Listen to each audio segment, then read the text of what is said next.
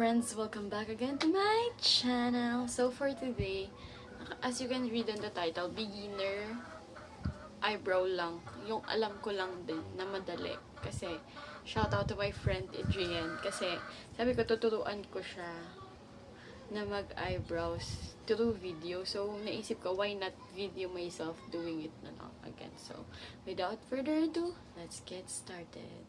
So, this is how I usually do my brows if ever na ginagawa ko siya kung aalis ako. So, number one na kailangan natin is spoolie to brush your hair. So, yung eyebrow hair mo. And pangkilay. So, ang gagamitin ko is yung blight. Kasi hindi ko alam kung nasan yung iba kong pangkilay. Yung blight lang yung nakikita ko. And I have here yung otol. So, yun. Ibabrush mo lang siya. Wait. Zoom ko na lang. Kung makikita. Yan. Kita naman na siguro. So, babrush ko lang siya pataas. Kasi kung mapapansin niyo, yung kilay ko is magkaiba. Ito yung buhok niya, hiwa-hiwalay. Ito, dikit-dikit. Kaya mas mukha siyang may eyebrow product na kahit wala pa. So, yan. And pag na-brush mo na siya ng ganyan, kunin mo na yung pangkilay mo. Then, ito yung gagamitin ko. Yung triangular ng sublight. Yung pinaka. Pero sa mga normal lang ha. Pencil lang yung ginagamit ko talaga. So yes. Ako na lang yung lalapit. Ito kami magaan siya. So ganyan. Makikita niyo yung kilay ko. Yan. Then ang gagawin ko. Ayan ang tigas. Ang gagawin ko ganito. Magsisimula ako dito.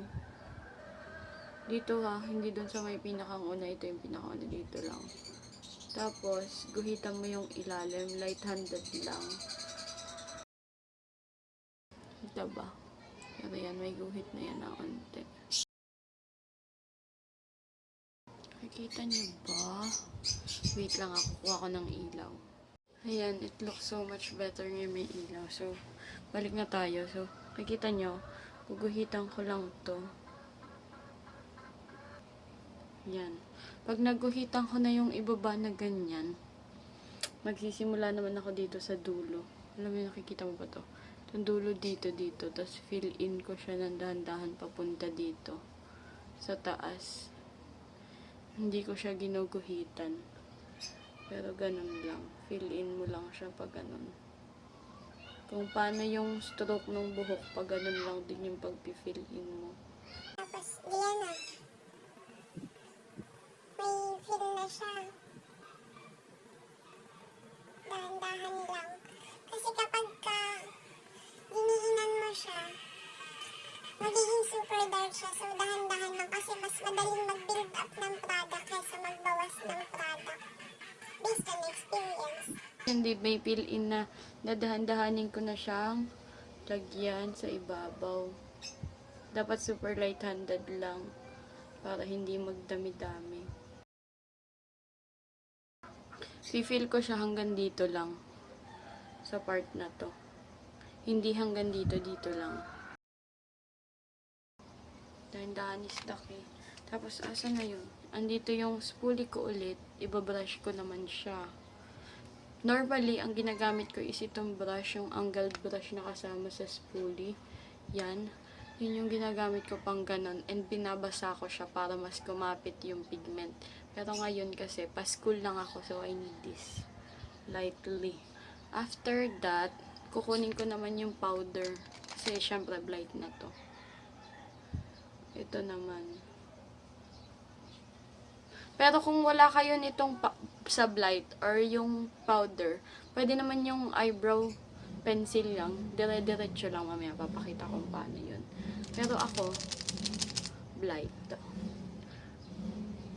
Yung blight kasi kompleto siya. Tapos dinablend ko na nga to ng brush. I-blend ko naman siya using yung powder. Or isa-set ko siya para mag-long last. Ito yung magpapaitim dun sa kilay natin mamaya. Tapos tsaka nyo siya i-blend dun sa unahan.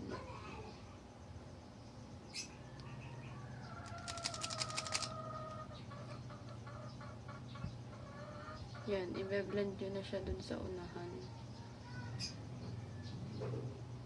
Ginaganon ko yung iba minsan. Yung yan, para light lang siya. Ito naman yung meron, ito yung wala. So, feeling ko lang sa tagal ko sa tagal na beses ko nang aahit-ahit, feeling ko umayos na siya. Halos pumantay na talaga siya ngayon yung kilay ko.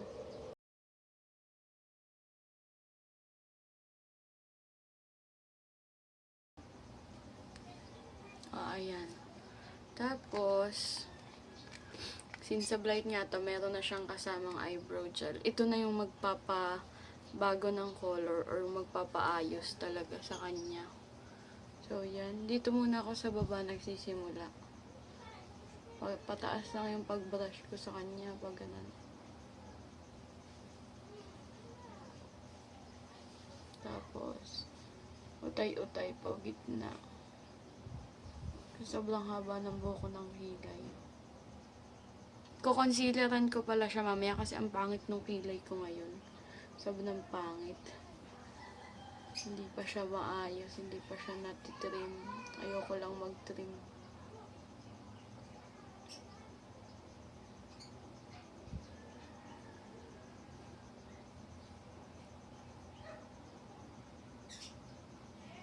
Kung gusto nyo kasi na mas mukhang malinis, maglagay kayo ng concealer sa inyong eyebrows.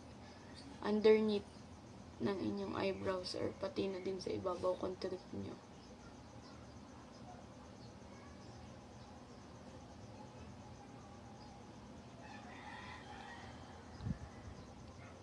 Ayan, okay na ako sa ganyan yon.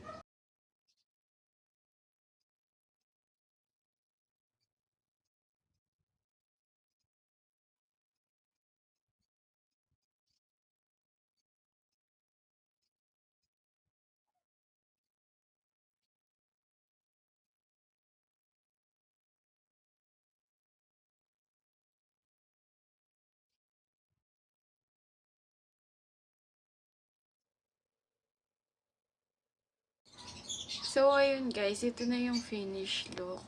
Ito, as you can see yan, manipis lang siya, mukha lang siya talagang makapal tingnan kasi gawa ng mga buhok ko dito, pinatikwas ko sila or pinataas ko sila using yung eyebrow mascara. So, yun lang guys. I hope you enjoy watching and please subscribe to my channel and like this video for more videos to come if I'm not busy. Kasi ngayon lang talaga yung time na hindi ako busy or hindi ako tinatamad. So, yun lang guys. Bye!